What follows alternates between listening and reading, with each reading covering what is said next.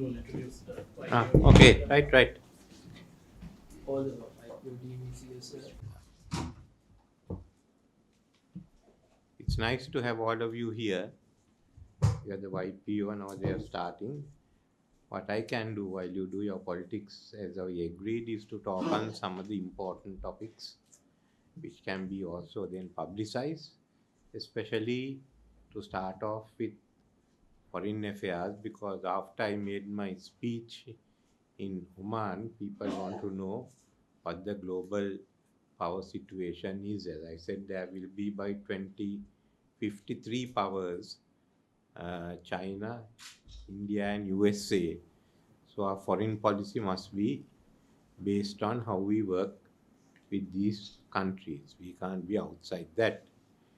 In this respect, the most important issue now is a sort of a shift in the global power, where USA is working with Russia to bring the Ukraine war to an end, and it's being opposed by some of the European countries. This also, what has taken place recently, also has a bearing on Sri Lanka. And I thought I should raise that issue also. You all know the war is, and in the world, the different countries have different views. Some regarded the direct invasion by Russia into Ukraine, which has to be certainly repaired. There are others who treat it as a far more complex issue, and a few who think that Ukraine should be a part of Russia. So it's in this background that this war has gone on. And the war has not stopped. That has been the issue that has concerned us, especially under President Biden. There were attempts to handle this, and Gaza and Taiwan, all of it led to really an increase in tension and the probability of war. Now we find a different situation with President Trump coming in and trying to tackle how to bring the war to an end.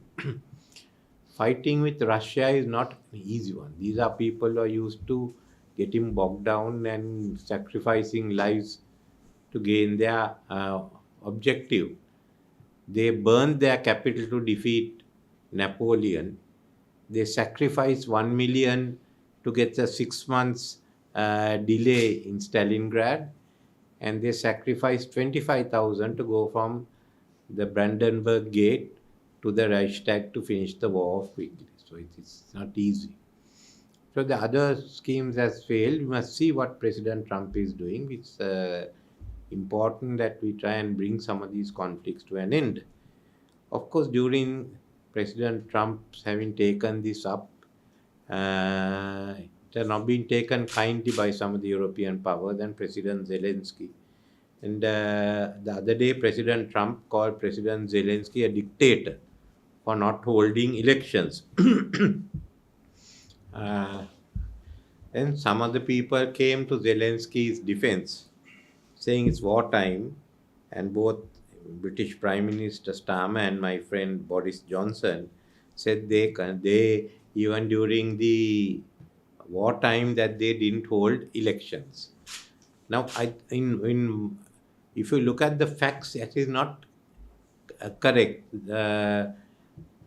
During World War I and World War II, the British put off elections under their constitution.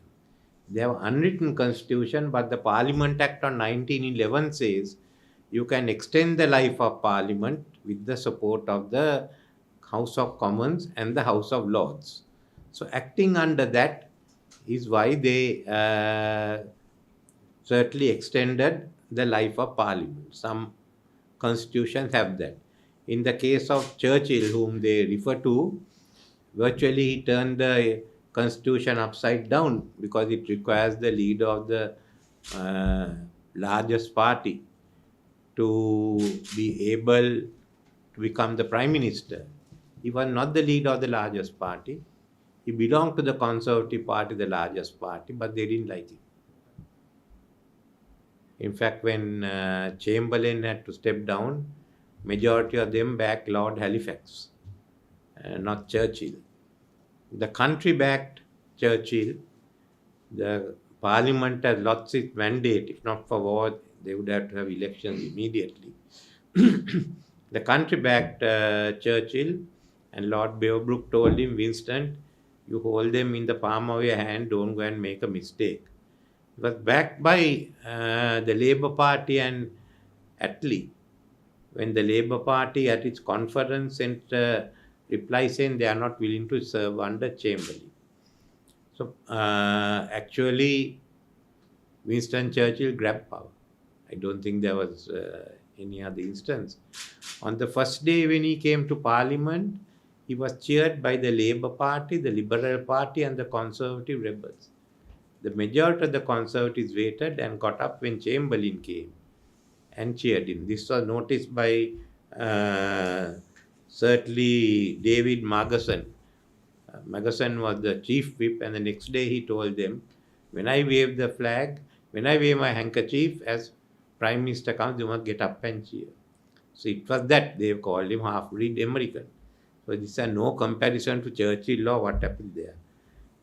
Similarly, Ukraine constitution says parliament elections need not be held when there's martial law.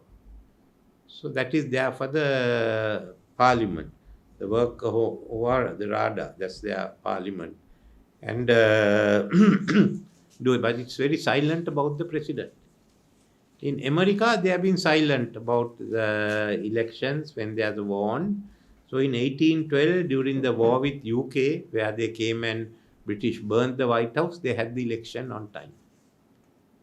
Similarly, in 1864, during the Civil War, Lincoln and all, they had the elections and Lincoln was re-elected.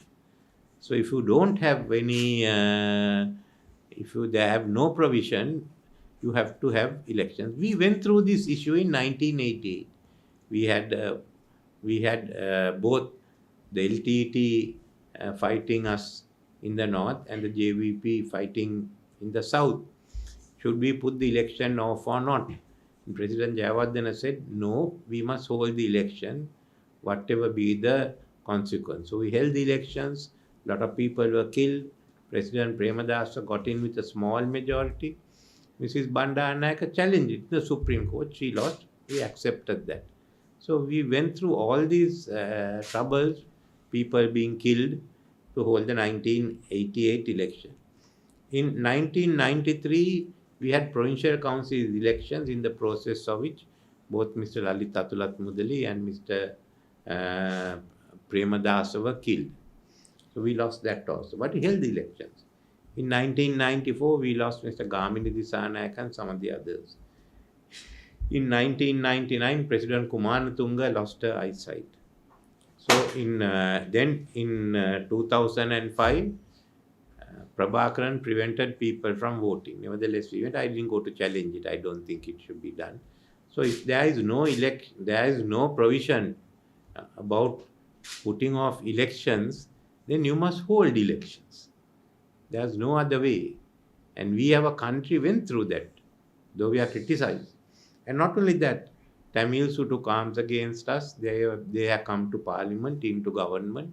The JVP is today running government. So it shows that we are not only held elections, but we have also got them into the system. And they are part of the system. So that is what we have done. Now in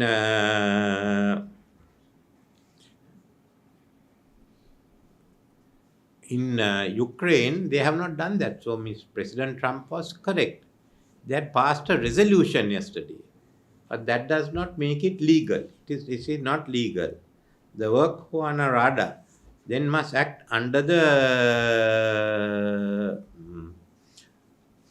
Constitution, because the preamble says people's sovereignty is exercised by the Parliament, and Article 5 says people hold power directly and through bodies of state power.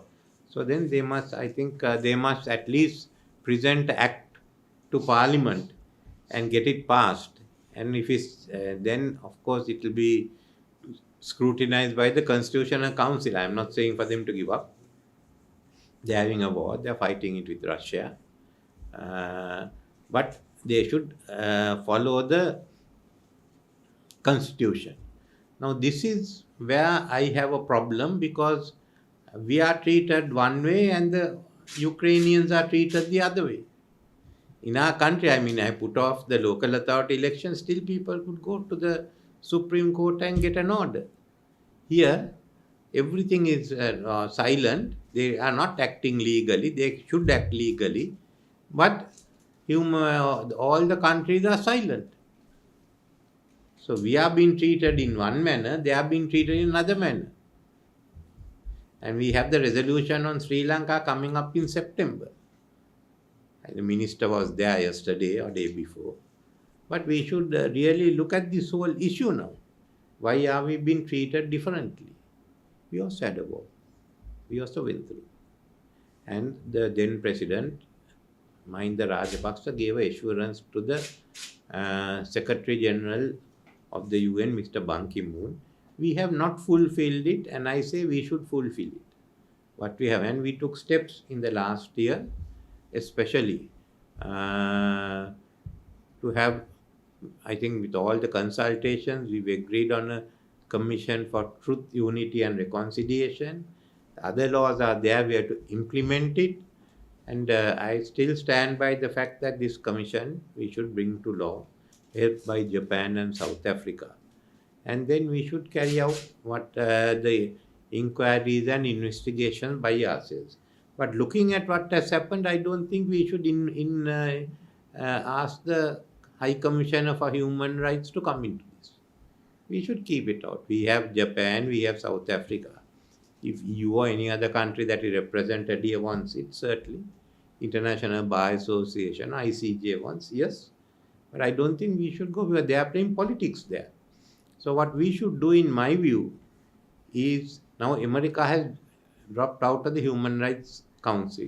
So the power balance has to change, and the BRICS will have more power. So we should talk with the BRICS and in the next take up the issue that there has to be a fundamental restructuring of the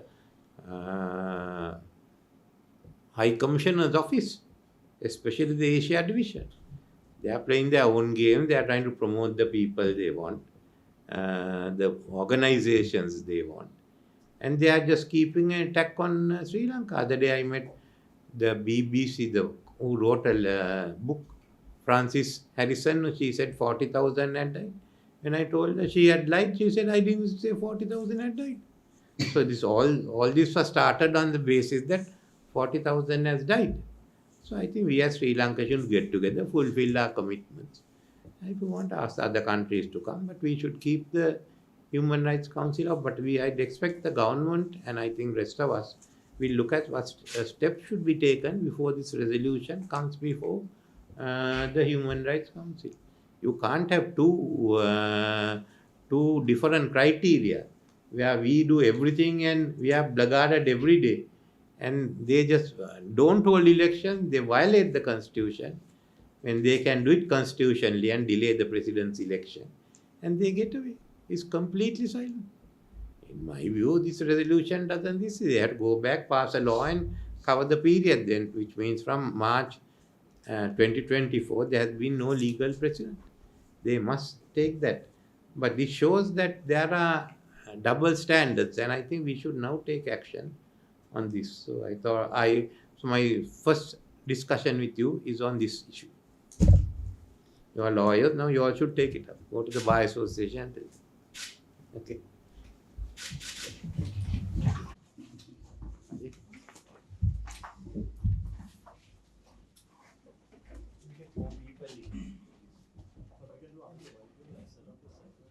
After the